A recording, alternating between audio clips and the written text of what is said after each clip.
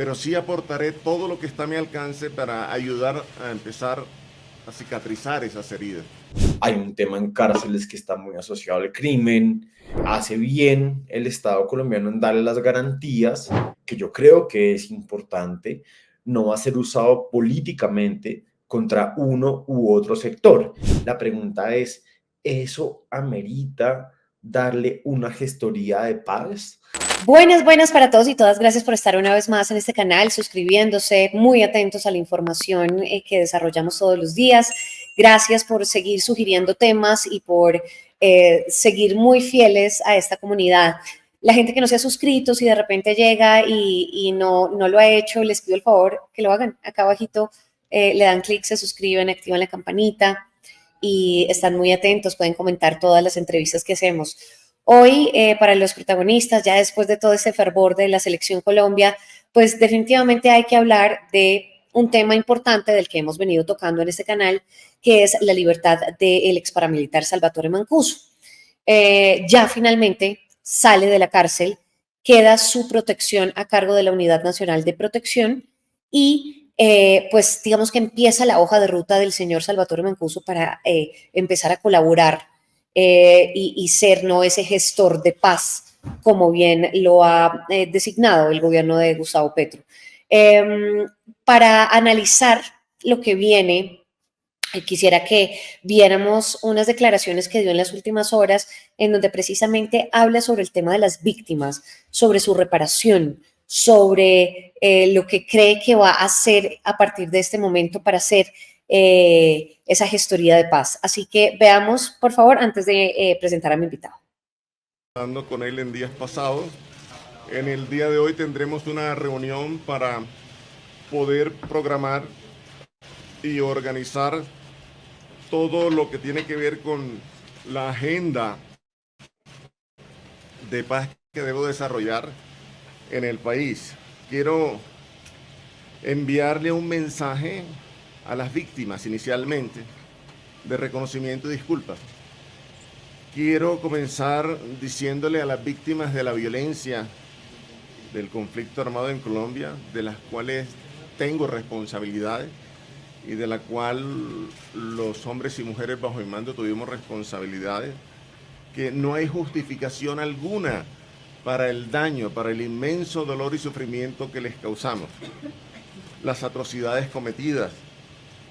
Reconozco ese intenso dolor y pido perdón por ello. Mi regreso a Colombia no sanará esas heridas. Hay dolores y daños que son irreparables, pero sí aportaré todo lo que está a mi alcance para ayudar a empezar a cicatrizar esas heridas.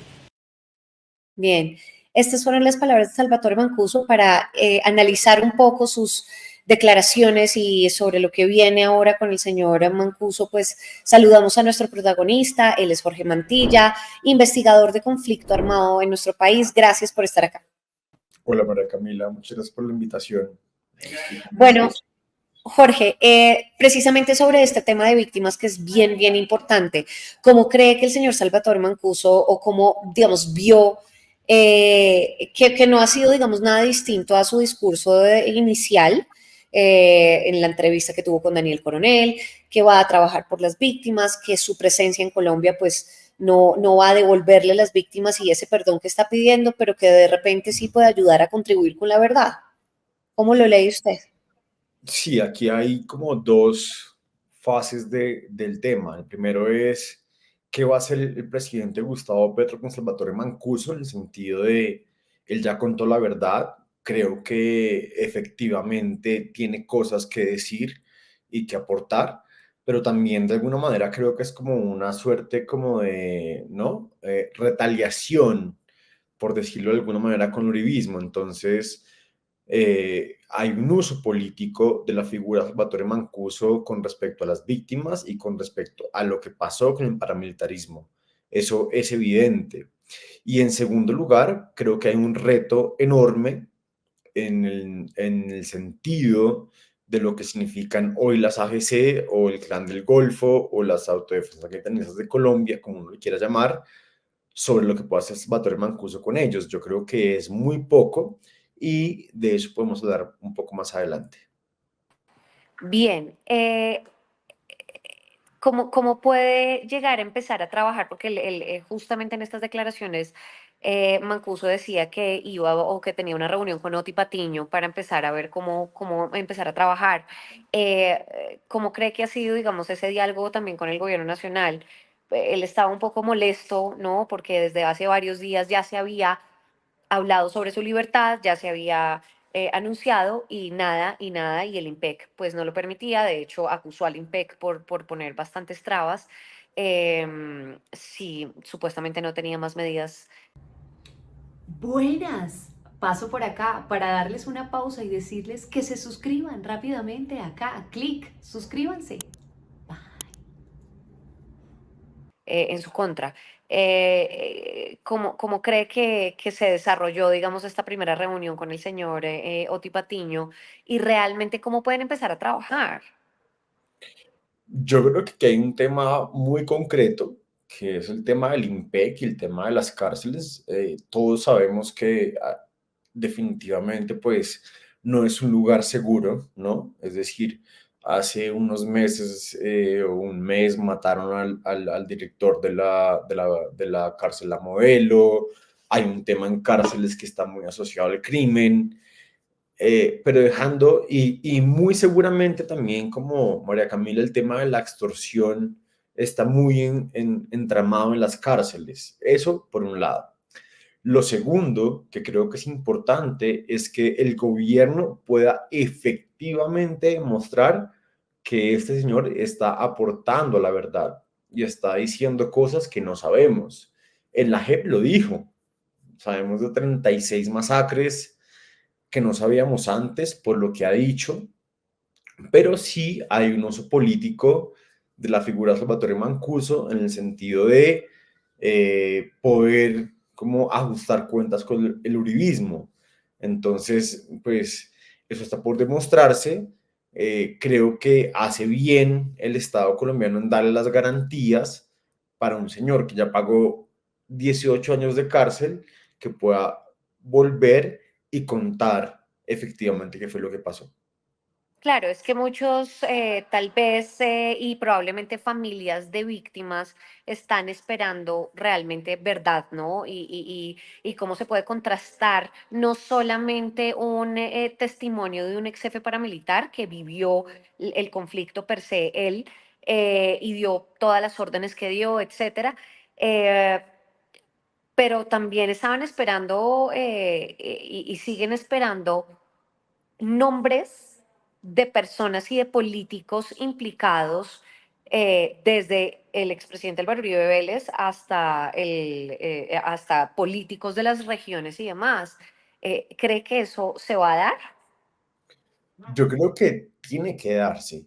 Al final, también lo que estamos esperando todos, las víctimas, los analistas, los medios de comunicación, es qué nos va a decir este señor que no sabemos ya, ¿no? Y en parte también tiene que ver con la responsabilidad que tuvo el Estado en su momento sobre los temas de, por ejemplo, falsos positivos, ¿no? 6.400 falsos positivos, que tuvo que ver la estrategia, por ejemplo, de aliarse con los paramilitares para poder combatir las FARC. Y me parece que eso está bien. El problema realmente de fondo es la enorme polarización que hay en el país al respecto. Entonces, es imposible evitar pensar que esta verdad que Salvatore Mancuso, lo que sea que vaya a decir, que yo creo que es importante, no va a ser usado políticamente contra uno u otro sector. Y desde luego, eso va a reavivar los conflictos. Ahora bien, la pregunta es la siguiente y es, ok, ese señor vuelve, dice que quiere contar la verdad, que la cuente, por favor que la cuente. La pregunta es, ¿eso amerita darle una gestoría de paz, darle libertad, darle de alguna manera cierta impunidad para que hable con los actores armados? Ahí me parece que está el debate. Y justamente sobre esos nombres de los cuales pues, yo le acabo de dar, pues esto fue lo que reiteró acerca del expresidente Álvaro Uribe. Veamos esas declaraciones de las últimas horas. Sí. Álvaro Uribe Vélez. Al presidente Álvaro Uribe Vélez lo invito a que avancemos. Yo vi un trino de esta mañana que decía algo así como que me habían dado un beneficio y a los demás no le dieron un beneficio. ¿No? Tiene que esperar los acontecimientos para que pueda ver lo que va a suceder. Pero efectivamente yo no he recibido beneficio. Yo he salido en libertad por pena cumplida. Eran 8 años, hice 17 años, 11 meses privado de la libertad. Debía haber salido hace varios años.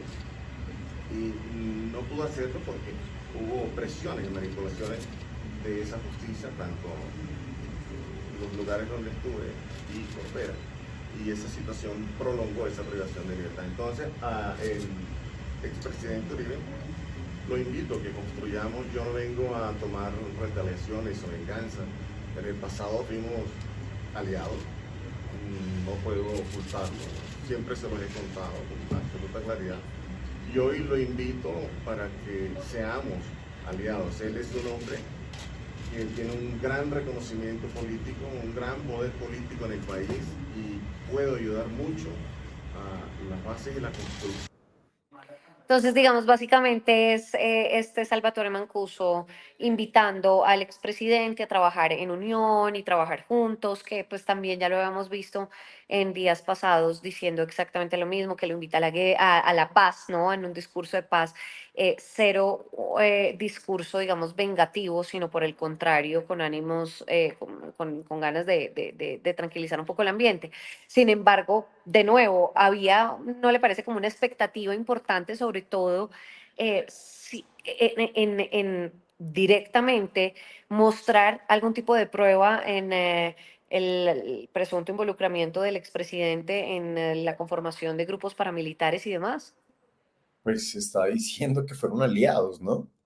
Lo Claro. acaba de decir fuimos aliados. Entonces, sí, yo creo que hay una verdad y creo que tiene mucho que ver con la idea del perdón social que propone Petro. Creo que Sí. hay conversaciones que el país no conoce, que debería conocer, y que la figura de Salvatore Mancuso es importante en eso, en el pasado. Mi preocupación es la siguiente, María Camila, y es, yo no siento que Salvatore Mancuso pueda resolver mucho de la violencia que estamos viviendo hoy en día. Es que este no es un asunto de lo que pasó ayer, claro que sí, pero hoy sigue pasando, tenemos masacres, grupos armados en los departamentos, y la figura del gestor de paz significa eso. Va a ser algo Salvatore Mancuso para detener la violencia, por ejemplo, en el sur de Córdoba, en el oriente antioqueño, en el Chocó, donde están las AGC. Yo no lo creo, pero esa es la justificación. Ahora bien, la pregunta acá es, ojalá esto no sea solamente como un ajuste de cuentas en el sentido de lo que hizo Uribe. El país merece esa verdad, el país necesita esa verdad, pero ¿qué vamos a hacer con la violencia que está pasando hoy en día? Mientras tenemos esta entrevista, ¿qué está pasando con la violencia de hoy? Y yo no creo que Salvatore Mancuso pueda hacer mucho al respecto. Sí, claro. Es que no hay que olvidarnos qué hacen los gestores de paz. Pero de repente no podría, bueno, si ya pues se ha retirado durante tantos años eh, de comunicarse, digamos, con estos grupos. Al margen de esto, de repente los grupos emergentes no podrían tener algún contacto con él y él facilitar algún tipo de diálogo o algo así. Ojalá sea así, pero recuerde usted que el gobierno tiene abiertas muchas conversaciones con el ELN, con el Estado Mayor Central Central. que Mm. se implosionó, no sabemos quién es el Estado Mayor Central, con la Segunda Marquetalia. Y, y el mismo gobierno decidió no abrir una conversación con las AGC o con el Clan del Golfo, que ese grupo que podría de alguna manera representar Salvatore Mancuso. Entonces ahí es importante como que haya gestos reales de paz, ¿no? Está bien, Salvatore Mancuso va a hablar de masacres, de generales, de seguramente políticos, de Álvaro Uribe Vélez, ok, está perfecto, pero ¿y qué hacemos con la violencia que está pasando hoy? Y en esa violencia que está pasando hoy es muy importante el Clan del Golfo, con el cual en el marco de la paz total no hay ninguna conversación, al menos sí abierta, pero no establecida. Ya. Lo último que quiero preguntarle es sobre su seguridad, porque él pues queda a cargo, la Unidad Nacional de Protección queda a cargo de su seguridad.